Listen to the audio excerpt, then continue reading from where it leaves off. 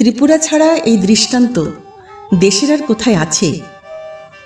আজ থেকে ৭৫-৭৬ বছর আগে পাহাড় ঘেরা কোনো এক ভূখণ্ডের উপজাতি সমাজ গর্জে উঠেছিল, খাদ্য চাই এ দাবিতে নয়, আমাদের মাথা গোঁজার ঘর করে দাও এ দাবিতেও নয়, কিংবা আমাদের পাহাড় চূড়ায় স্বাস্থ্যকেন্দ্র গড়ে দাও, রোগ হলে যেন ডাক্তার পাই সে দাবিতেও নয়। তবে আমরা শিক্ষিত হতে চাই, শিক্ষা চাই।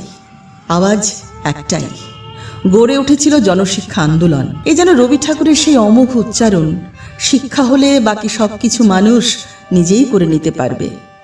অথবা তীব্র আক্রমণের মুখে দাঁড়িয়েও কমরেড হোচিমিন যে বলিষ্ঠ ভাষায় বলে ওঠেন, এখনও আমাদের সবচেয়ে বড় শত্রু হল অশিক্ষা।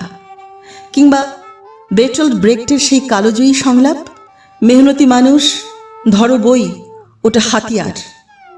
সেই একই তো কথা এই ত্রিপুরার মাটিতে দাঁড়িয়েও আজ থেকে ৭৫ বছর আগে চিৎকার করে বলেছিলেন দশরথ দেব, সুধন্যা দেববর্মা, বীরেন দত্ত, হেমন্ত দেববর্মা, প্রভাত রায়, বীরচন্দ্র দেববর্মা আর বংশী ঠাকুরেরা।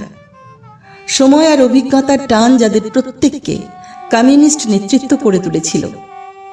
এ রাজ্যের বামফ্রন্ট সরকার ককবরক ভাষার স্বীকৃতি, উপজাতিদের জন্য স্বায়ত্ত শাসনের অধিকার, এডিসি গঠন, সেই ৫০-এর দশকেই পার্লামেন্টে দাঁড়িয়ে ত্রিপুরার জন্য রেলের দাবি করা, এই সবই তো তাদের হাত ধরে, যা আজকের নতুন প্রজন্মের হাতের মুঠোয়। কিন্তু এগুলো কি এমনিতেই হয়ে গেছে? না, বাধা ছিল। ৪৫-এর জনশিক্ষা আন্দোলনে, বাধা ছিল ককবরক ভাষাকে স্বীকৃতি প্রদানে, এমনকি বাধা এসেছিল এডিসি গঠনেও। ১৯৪৫-এ দশরথ দেবদের যে জনশিক্ষা আন্দোলনকে স্বীকৃতি দিয়ে শিক্ষা আধিকারিক ব্রাউন সাহেব প্রায় ৩০০টি স্কুলের গায়ে সরকারি সিলমোহর লাগিয়েছিলেন, সে আন্দোলনও রাজরোষের কবলে পড়েছিল। তাকে রক্ষা করতে দশরথ দেব, সুধন্যা দেববর্মাদের গড়ে তুলতে হয় প্রতিরোধ আন্দোলন। সামন্তবাদী রাজা আর কংগ্রেসের স্বৈর শাসন কেড়ে নেয় অনেক অনেক প্রাণ। গোলাঘাটির কৃষক আন্দোলনে ঝরে যাওয়া ৭-৭টি জীবন, অথবা পদ্মবীরের কুমারী মধুতি রূপশ্রীর রক্তঝরা ইতিহাস তো এ রাজ্যের বাম আন্দোলনেরই ইতিহাস, যা পাহাড় জঙ্গলের দুর্গম এই ত্রিপুরাকে আজকের সাক্ষরতায় প্রথম হওয়া ত্রিপুরায় পরিণত করেছে। পাহাড় সমতলে গড়ে তুলেছে অসংখ্য স্কুল, স্বাস্থ্যকেন্দ্র, দোকান, বাজার, ঝা চকচকে পিচ ঢালা রাস্তা আর কুঝিকঝিক রেল একেবারে সাবরুম পর্যন্ত। শুধু কি তাই?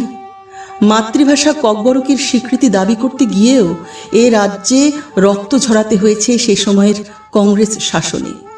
১৯৭৫-এর ৩রা মার্চ জোলাইবাড়িতে লাল ঝান্ডা হাতে ককবরক ভাষায় স্বীকৃতি সহ ৪ দফা দাবি আদায়ের লড়াইয়ে প্রাণ দেন ধনঞ্জয় ত্রিপুরা।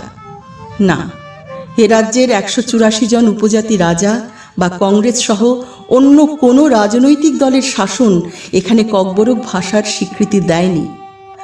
১৯৭৯ সালে তা দিয়েছে রাজ্যের প্রথম বামফ্রন্ট সরকার, যার নেতৃত্বে ছিলেন রিপেন চক্রবর্তী, দশরথ দেব, বীরেন দত্তরা। লড়াই করতে হয়েছে উপজাতিদের জন্য আলাদা স্বায়ত্ত শাসনের অধিকার প্রদান, এডিসি গঠন নিয়েও। রাজ্যের বাম বিরোধী শক্তি সেদিন স্লোগান তুলেছিল, রক্ত দেব তবু এডিসি হতে দেব না। তবু এডিসি হয়েছে। এ রাজ্যের জাতি উপজাতি ঐক্যের মূল কাণ্ডারি বামফ্রন্ট সরকারের ঐকান্তিক চেষ্টায় রুখে দিয়েছে সমস্ত ষড়যন্ত্র। বিধানসভায় বামফ্রন্টের উপজাতি বাঙালি সমস্ত বিধায়করাই সেদিন ভোট দিয়েছিলেন এডিসি গঠনের পক্ষে।